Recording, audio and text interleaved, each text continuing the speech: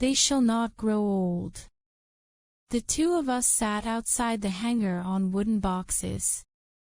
It was noon. The sun was high, and the heat of the sun was like a close fire. It was hotter than hell out there by the hangar.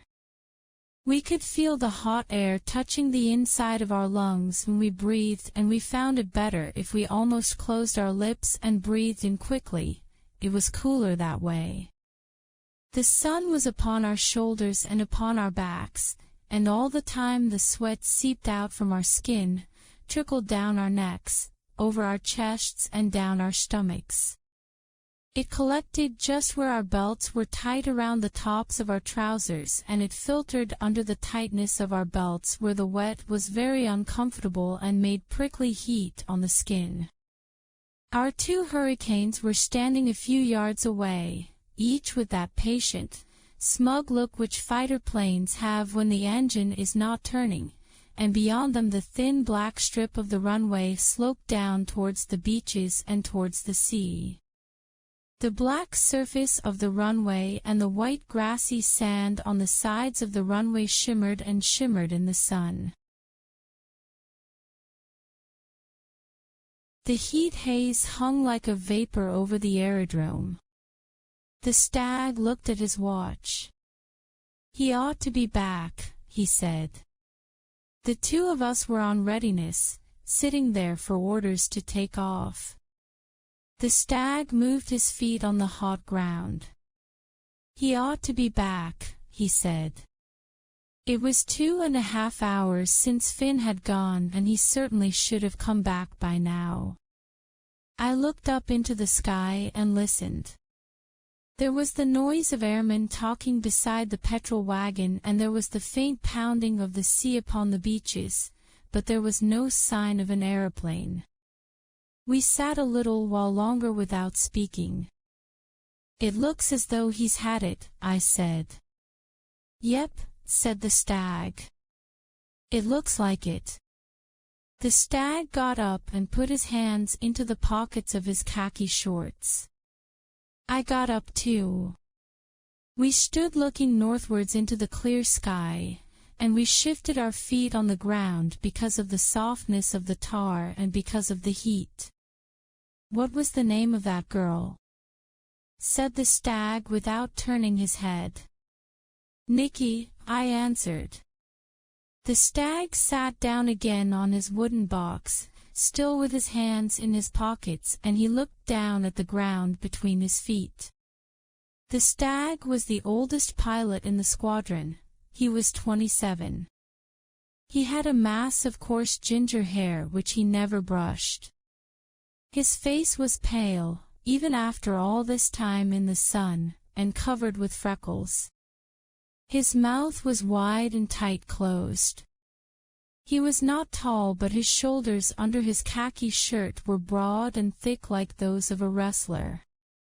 He was a quiet person. "He'll probably be all right," he said, looking up. "And anyway, I'd like to meet the Vichy Frenchmen who can get Finn." We were in Palestine fighting the Vichy French in Syria. We were at Haifa, and 3 hours before the stag, Finn and I had gone on readiness. Finn had flown off in response to an urgent call from the Navy, who had phoned up and said that there were 2 French destroyers moving out of Bayreuth harbor. "Please go at once and see where they are going," said the Navy. "Just fly up the coast and have a look and come back quickly and tell us where they are going." So Finn had flown off in his hurricane. The time had gone by and he had not returned. We knew that there was no longer much hope. If he hadn't been shot down, he would have run out of petrol some time ago. I looked down and I saw his blue RAF cap, which was lying on the ground where he had thrown it as he ran to his aircraft, and I saw the oil stains on top of the cap and the shabby bent peak. It was difficult now to believe that he had gone. He had been in Egypt, in Libya, and in Greece. On the aerodrome and in the mess we had had him with us all of the time.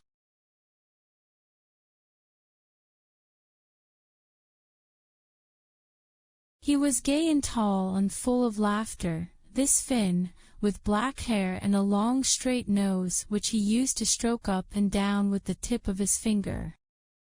He had a way of listening to you while you were telling a story, leaning back in his chair with his face to the ceiling but with his eyes looking down on the ground, and it was only last night at supper that he had suddenly said, "You know, I wouldn't mind marrying Nikki. I think she's a good girl."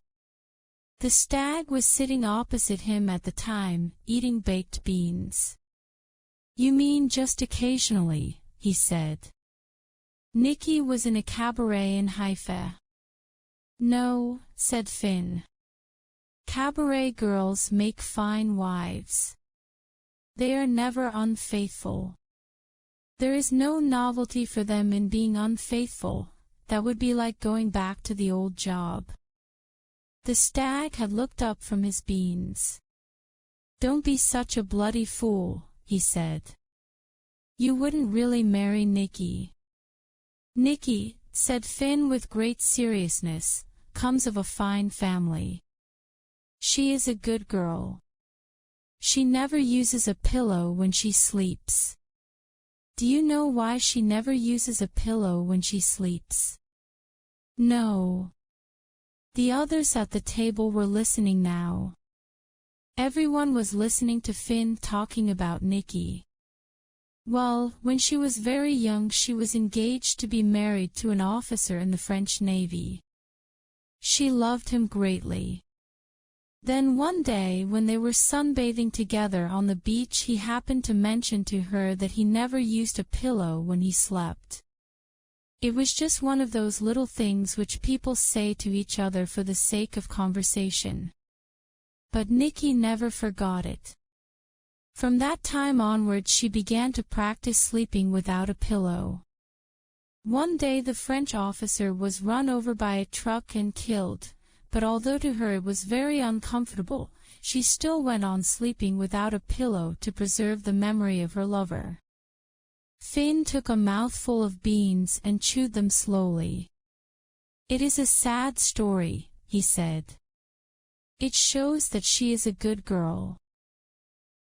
I think I would like to marry her." That was what Finn had said last night at supper. Now he was gone and I wondered what little thing Nikki would do in his memory. The sun was hot on my back and I turned instinctively in order to take the heat upon the other side of my body. As I turned, I saw Carmel and the town of Haifa. I saw the steep pale green slope of the mountain as it dropped down towards the sea, and below it I saw the town and the bright colors of the houses shining in the sun. The houses with their whitewashed walls covered the sides of Carmel and the red roofs of the houses were like a rash on the face of the mountain. Walking slowly towards us from the grey corrugated iron hangar, came the 3 men who were the next crew on readiness. They had their yellow Mae Wests slung over their shoulders and they came walking slowly towards us, holding their helmets in their hands as they came. When they were close, the stag said, "Finn's had it," and they said, "Yes, we know." They sat down on the wooden boxes which we had been using, and immediately the sun was upon their shoulders and upon their backs and they began to sweat. The stag and I walked away. The next day was a Sunday and in the morning we flew up the Lebanon Valley to ground strafe an aerodrome called Rayak. We flew past Herman who had a hat of snow upon his head, and we came down out of the sun on to Rayak and on to the French bombers on the aerodrome and began our strafing. I remember that as we flew past, skimming low over the ground, the doors of the French bombers opened. I remember seeing a whole lot of women in white dresses running out across the aerodrome. I remember particularly their white dresses.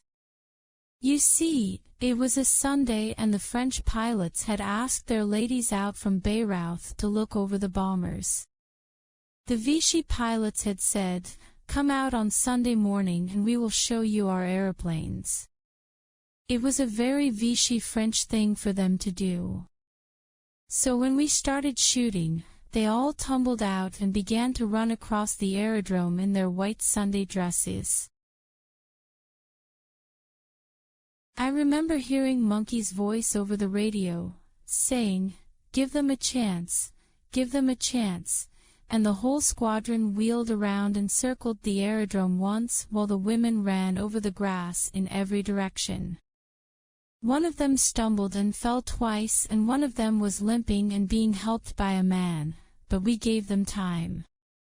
I remember watching the small bright flashes of a machine gun on the ground and thinking that they should at least have stopped their shooting while we were waiting for their white-dressed women to get out of the way. That was the day after Finn had gone. The next day the Stag and I sat once more at readiness on the wooden boxes outside the hangar. Paddy, a big fair-haired boy, had taken Finn's place and was sitting with us. It was noon. The sun was high and the heat of the sun was like a close fire. The sweat ran down our necks, down inside our shirts, over our chests and stomachs, and we sat there waiting for the time when we would be relieved. The Stag was sewing the strap onto his helmet with a needle and cotton and telling of how he had seen Nikki the night before in Haifa and of how he had told her about Finn.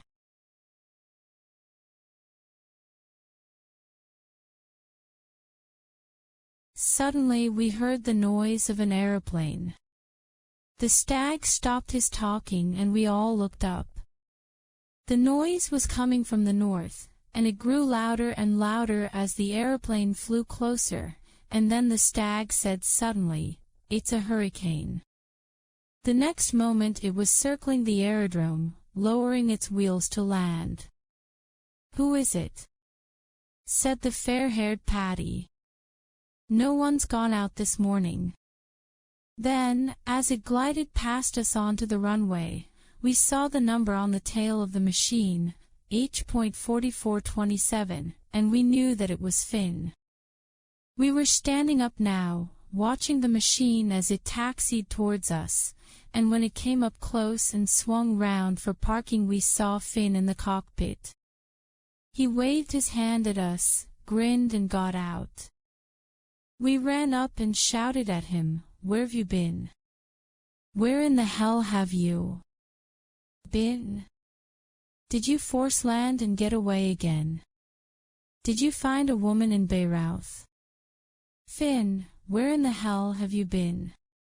Others were coming up and crowding around him now, fitters and riggers and the men who drove the fire tender, and they all waited to hear what Finn would say. He stood there pulling off his helmet, pushing back his black hair with his hand, and he was so astonished at our behavior that at first he merely looked at us and did not speak. Then he laughed and he said, "What in the hell's the matter? What's the matter with all of you?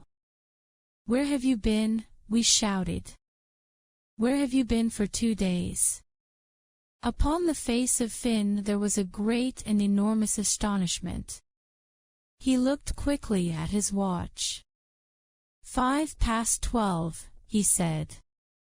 "I left at 11, 1 hour and 5 minutes ago. Don't be a lot of damn fools. I must go and report quickly. The Navy will want to know that those destroyers are still in the harbor at Bayreuth." He started to walk away. I caught his arm. "Finn," I said quietly, "you've been away since the day before yesterday. What's the matter with you?" He looked at me and laughed.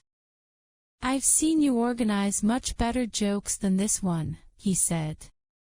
"It isn't so funny. It isn't a bit funny." And he walked away. We stood there, the Stag, Paddy and I, the fitters, the riggers and the men who drove the fire engine, watching Finn as he walked away. We looked at each other, not knowing what to say or to think, understanding nothing, knowing nothing except that Finn had been serious when he spoke and that what he said he had believed to be true. We knew this because we knew Finn, and we knew it because when one has been together as we had been together, then there is never any doubting of anything that anyone says when he is talking about his flying. There can only be a doubting of oneself. These men were doubting themselves, standing there in the sun doubting themselves, and the stag was standing by the wing of Finn's machine peeling off with his fingers little flakes of paint which had dried up and cracked in the sun. Someone said, "Well, I'll be buggered," and the men turned and started to walk quietly back to their jobs. The next 3 pilots on readiness came walking slowly towards us from the gray corrugated iron hangar, walking slowly under the heat of the sun and swinging their helmets in their hands as they came. The stag, Patty, and I walked over to the pilot's mess to have a drink and lunch. The mess was a small white wooden building with a veranda. Inside there were 2 rooms, one a sitting room with armchairs and magazines and a hole in the wall through which you could buy drinks, and the other a dining room with 1 long wooden table. In the sitting room we found Finn talking to Monkey, our CO. The other pilots were sitting around listening and everybody was drinking beer. We knew that it was really a serious business spite of the beer and the armchairs, that Monkey was doing what he had to do and doing it in the only way possible. Monkey was a rare man, tall with a handsome face, an Italian bullet wound in his leg and a casual friendly efficiency. He never laughed out loud, he just choked and grunted deep in his throat. Finn was saying, "You must go easy, Monkey. You must help me to stop thinking that I've gone mad." Finn was being serious and sensible, but he was worried as hell. "I have told you all I know," he said. "That I took off at 11 o'clock, that I climbed up high, that I flew to Bayreuth, saw the 2 French destroyers and came back, landing at 12:05. I swear to you that that is all I know." He looked around at us, at the stag and me, at Patty and Johnny and the half-dozen other pilots in the room, and we smiled at him and nodded to show him that we were with him, not against him, and that we believed what he said. Monkey said, "What in the hell am I going to say to headquarters at Jerusalem? I reported you missing. Now I've got to report your return. They'll insist on knowing where you've been." The whole thing was getting to be too much for Finn. He was sitting upright, tapping with the fingers of his left hand on the leather arm of his chair, tapping with quick sharp taps, leaning forward, thinking, fighting to think, tapping on the arm of the chair, and then he began tapping the floor with his foot as well. The stag could stand it no longer. "Monkey," he said, "Monkey, let's just leave it all for a bit. Let's leave it and perhaps Finn will remember something later on." Patty, who was sitting on the arm of the stag's chair, said, "Yes," and meanwhile we could tell HQ that Finn had force-landed in a field in Syria, taken 2 days to repair his aircraft, then flown home. Everybody was helping Finn.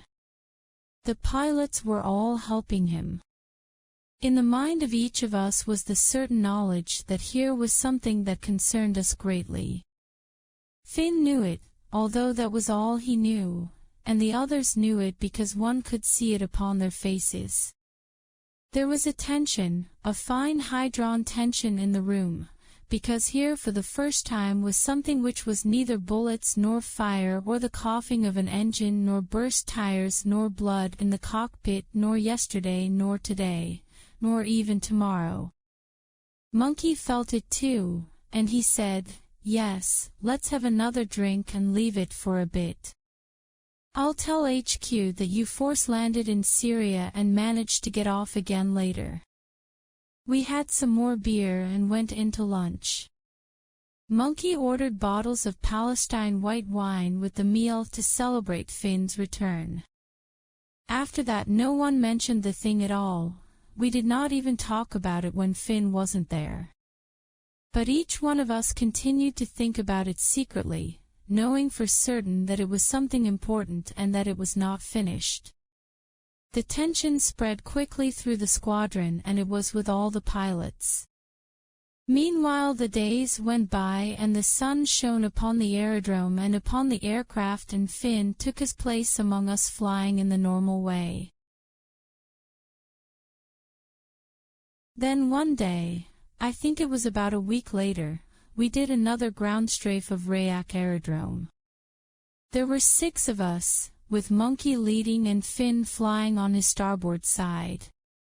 We came in low over Rayak and there was plenty of light flak, and as we went in on the first run, Paddy's machine was hit. As we wheeled for the second run we saw his hurricane wing gently over and dive straight to the ground at the edge of the aerodrome. There was a great billow of white smoke as it hit, then the flames, and as the flames spread the smoke turned from white to black and Paddy was with it. Immediately there was a crackle over the radio and I heard Finn's voice, very excited, shouting into his microphone, shouting, "I've remembered it." "Hello, Monkey, I've remembered it all," and Monkey's calm slow reply, "Okay Finn, okay, don't forget it."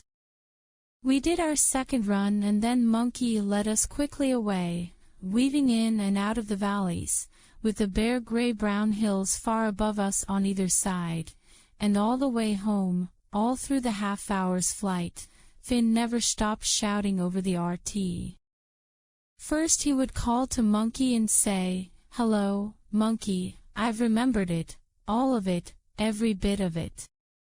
Then he would say, "Hello, Stag, I've remembered it, all of it, I can't forget it now." He called me and he called Johnny and he called Wishful, he called us all separately over and over again, and he was so excited that sometimes he shouted too loudly into his mic and we could not hear what he was saying. When we landed, we dispersed our aircraft, and because Finn for some reason had to park his at the far side of the aerodrome, the rest of us were in the operations room before him. The PS room was beside the hangar. It was a bare place with a large table in the middle of the floor on which there was a map of the area. There was another smaller table with a couple of telephones, a few wooden chairs and benches, and at one end the floor was stacked with Mae Wests, parachutes and helmets. We were standing there taking off our flying clothing and throwing it onto the floor at the end of the room when Finn arrived. He came quickly into the doorway and stopped. His black hair was standing up straight and untidy because of the way in which he had pulled off his helmet. His face was shiny with sweat and his khaki shirt was dark and wet. His mouth was open and he was breathing quickly. He looked as though he had been running. He looked like a child who had rushed downstairs into a room full of grown-ups to say that the cat has had kittens in the nursery and who does not know how to begin.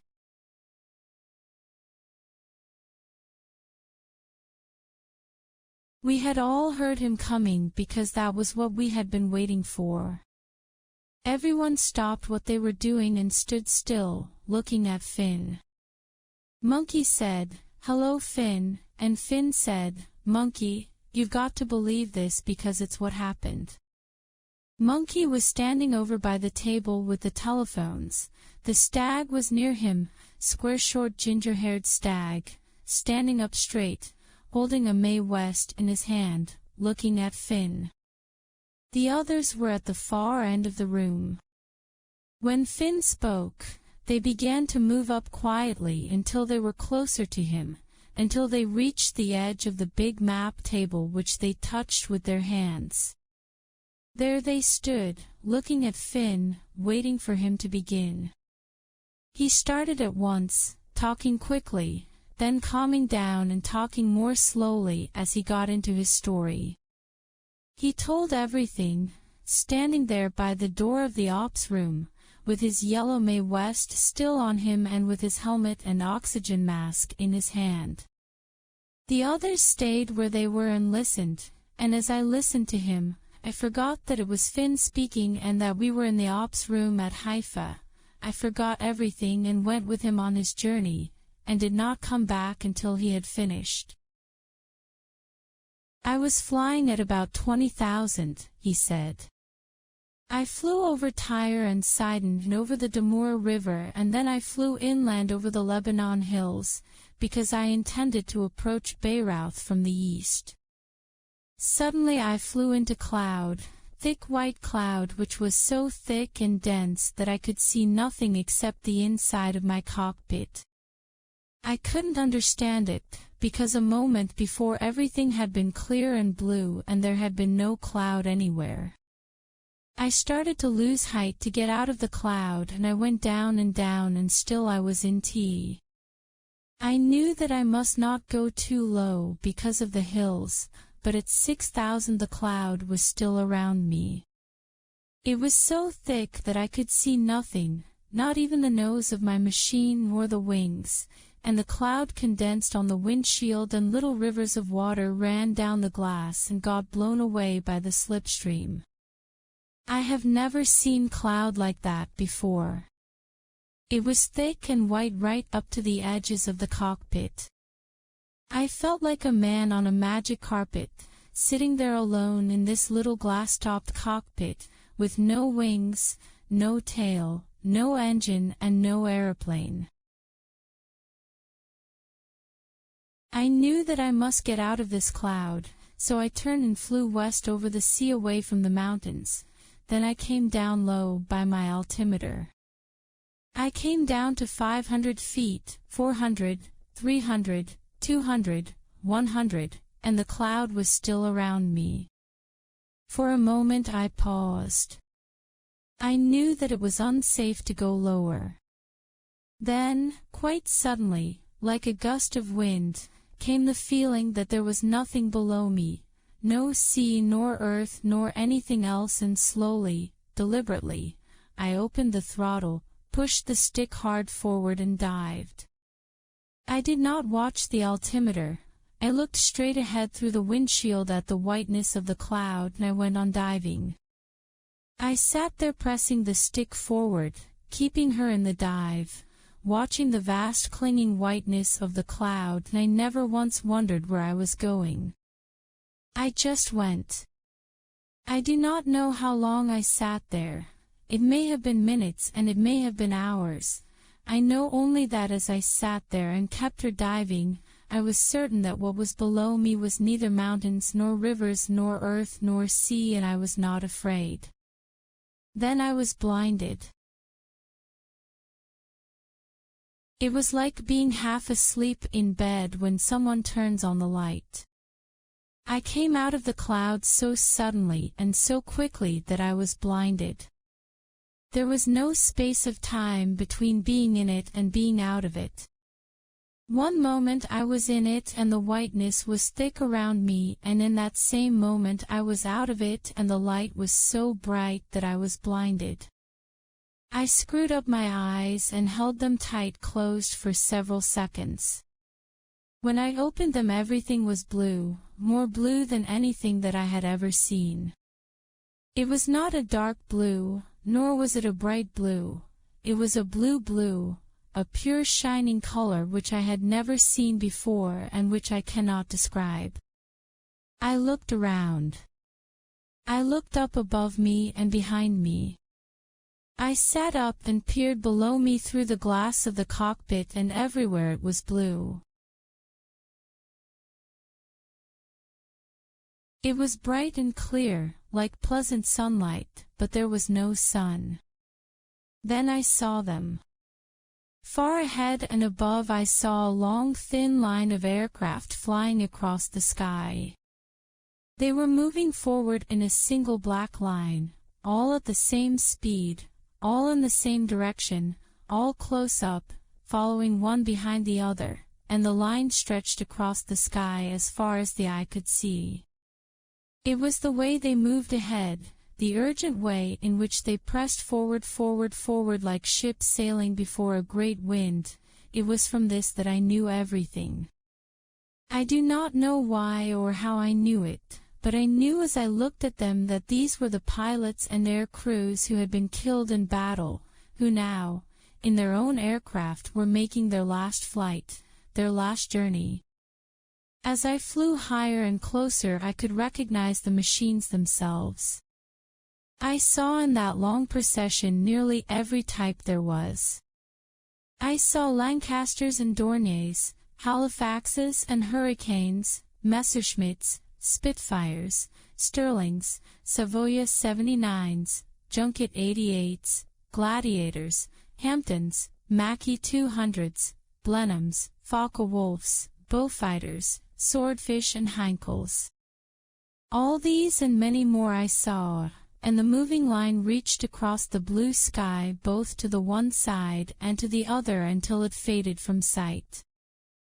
I was close to them now, and I began to sense that I was being sucked towards them regardless of what I wished to do. There was a wind which took hold of my machine, blew it over and tossed it about like a leaf, and I was pulled and sucked as by a giant vortex towards the other aeroplanes. There was nothing I could do, for I was in the vortex and in the arms of the wind. This all happened very quickly, but I remember it clearly. I felt the pull of my aircraft becoming stronger.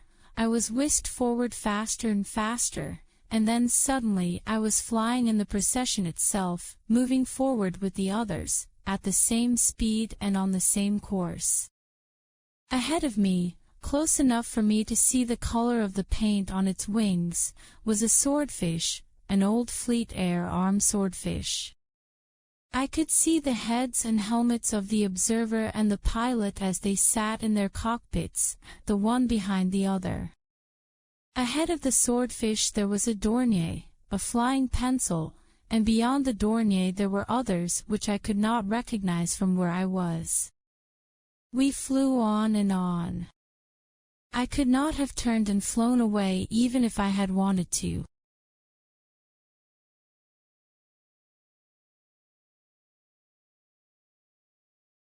I do not know why, although it may have been something to do with the vortex and with the wind, but I knew that it was so. Moreover, I was not really flying my aircraft, it flew itself. There was no maneuvering to reckon with, no speed, no height, no throttle, no stick, no nothing. Once I glanced down at my instruments and saw that they were all dead, just as they are when the machine is sitting on the ground. So we flew on. I had no idea how fast we went. There was no sensation of speed, and for all I know, it was 1,000,000 miles an hour. Now I come to think of it, I never once during that time felt either hot or cold or hungry or thirsty. I felt none of those things. I felt no fear, because I knew nothing of which to be afraid. I felt no worry, because I could remember nothing or think of nothing about which to be worried. I felt no desire to do anything that I was not doing or to have anything that I did not have, because there was nothing that I wished to do and there was nothing that I wished to have. I felt only pleasure at being where I was, at seeing the wonderful light and the beautiful color around me. Once I caught sight of my face in the cockpit mirror, and I saw that I was smiling with my eyes and with my mouth, and when I looked away I knew that I was still smiling, simply because that was the way I felt. Once, the observer in the swordfish ahead of me turned and waved his hand. I slid back the roof of my cockpit and waved back.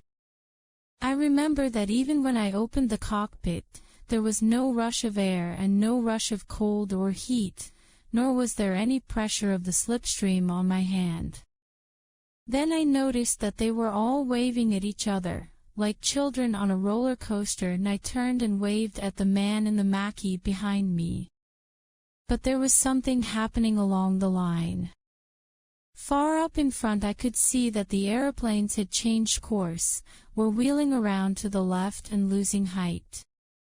The whole procession, as it reached a certain point, was banking around and gliding downwards in a wide, sweeping circle.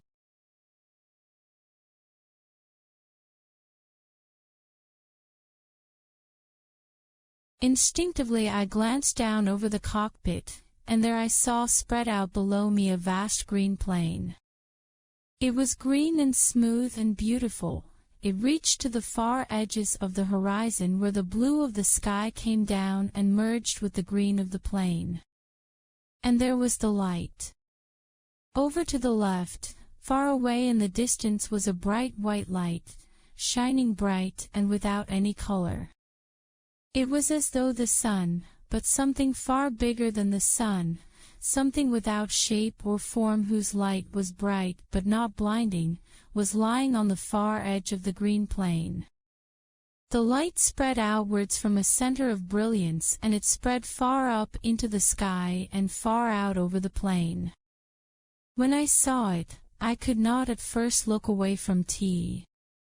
I had no desire to go towards it, into it, and almost at once the desire and the longing became so intense that several times I tried to pull my aircraft out of the line and fly straight towards it, but it was not possible and I had to fly with the rest. As they banked around and lost height I went with them, and we began to glide down towards the green plain below.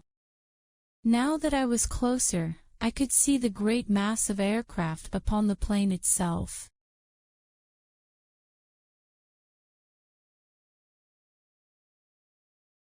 They were everywhere, scattered over the ground like currants upon a green carpet. There were hundreds and hundreds of them, and each minute, each second almost, their numbers grew as those in front of me landed and taxied to a standstill. Quickly we lost height. Soon I saw that the ones just in front of me were lowering their wheels and preparing to land. The Dornier next, but one to me leveled off and touched down. Then the old swordfish. The pilot turned a little to the left out of the way of the Dornier and landed beside him. I turned to the left of the swordfish and leveled off. I looked out of the cockpit at the ground, judging the height, and I saw the green of the ground blurred as it rushed past me and below me. I waited for my aircraft to sink and to touch down. It seemed to take a long time. "Come on," I said. "Come on, come on." I was only about 6 feet up, but she would not sink. "Get down," I shouted, "please get down." I began to panic. I became frightened. Suddenly I noticed that I was gaining speed. I cut all the switches, but it made no difference. The aircraft was gathering speed, going faster and faster, and I looked around and saw behind me the long procession of aircraft dropping down out of the sky and sweeping into land. I saw the mass of machines upon the ground, scattered far across the plain and away on one side I saw the light, that shining white light which shone so brightly over the great plain and to which I longed to go. I know that had I been able to land, I would have started to run towards that light the moment I got out of my aircraft. And now I was flying away from it.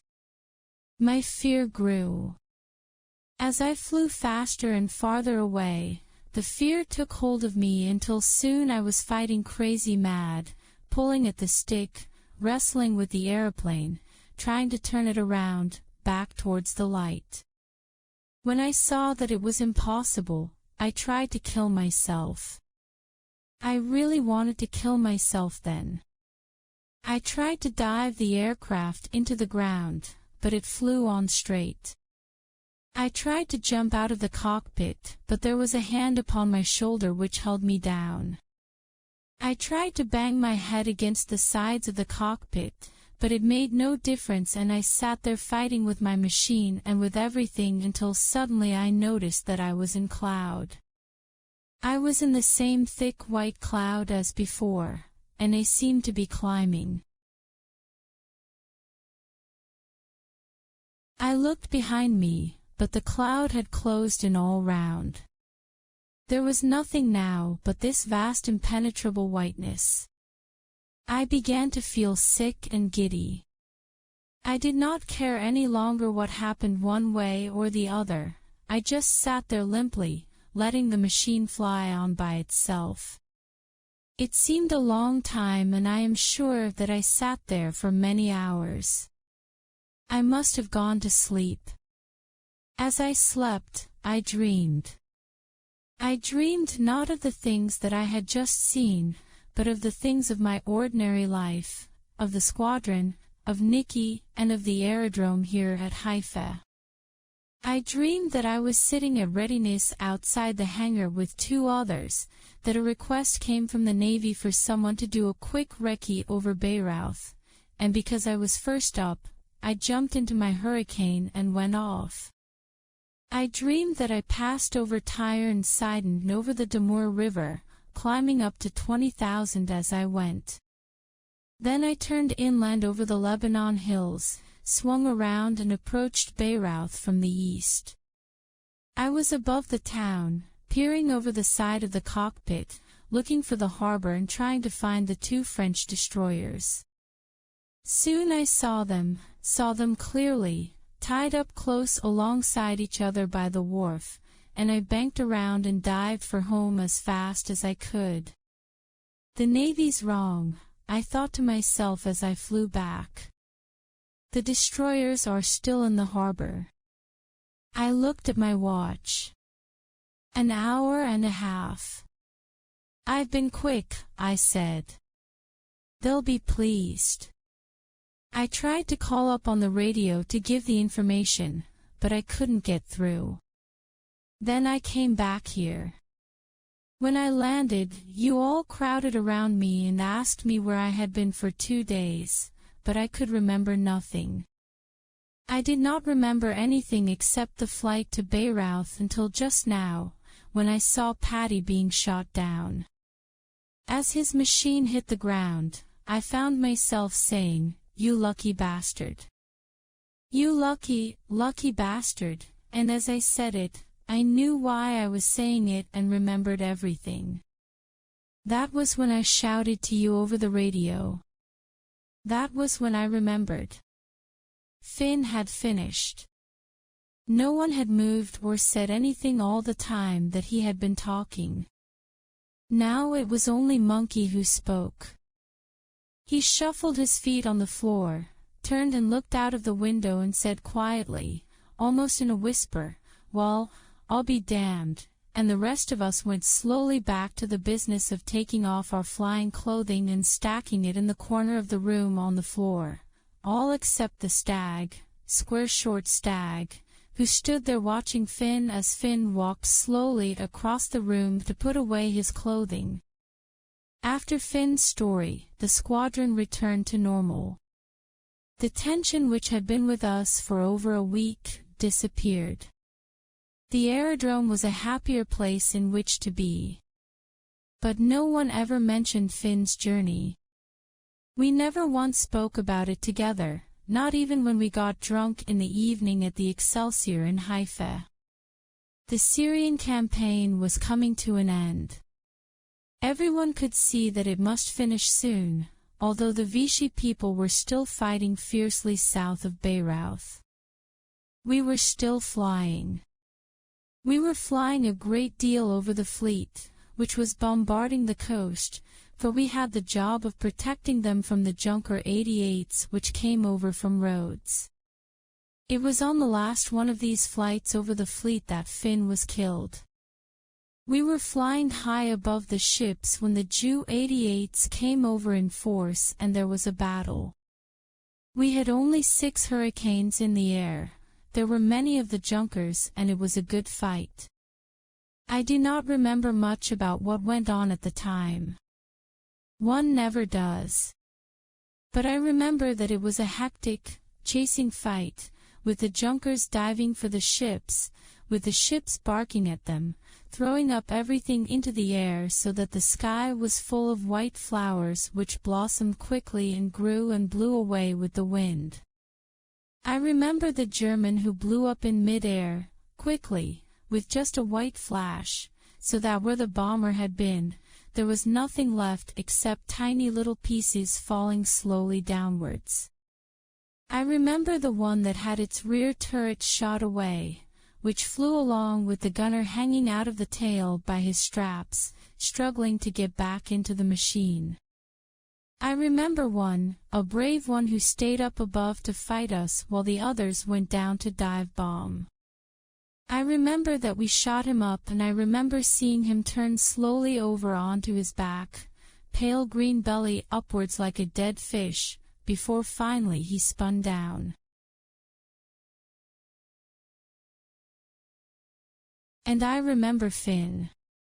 I was close to him when his aircraft caught fire. I could see the flames coming out of the nose of his machine and dancing over the engine cowling. There was black smoke coming from the exhaust of his Hurricane. I flew up close and I called to him over the RT. "Hello, Finn," I called, "you'd better jump." His voice came back, calm and slow. "It's not so easy." "Jump," I shouted, "jump quickly." I could see him sitting there under the glass roof of the cockpit. He looked towards me and shook his head. "It's not so easy," he answered. "I'm a bit shot up. My arms are shot up and I can't undo the straps." "Get out," I shouted. "For God's sake, get out," but he did not answer. For a moment his aircraft flew on, straight and level, then gently, like a dying eagle, it dipped a wing and dived towards the sea. I watched it as it went. I watched the thin trail of black smoke which it made across the sky, and as I watched, Finn's voice came again over the radio, clear and slow. "I'm a lucky bastard," he was saying. "A lucky, lucky bastard."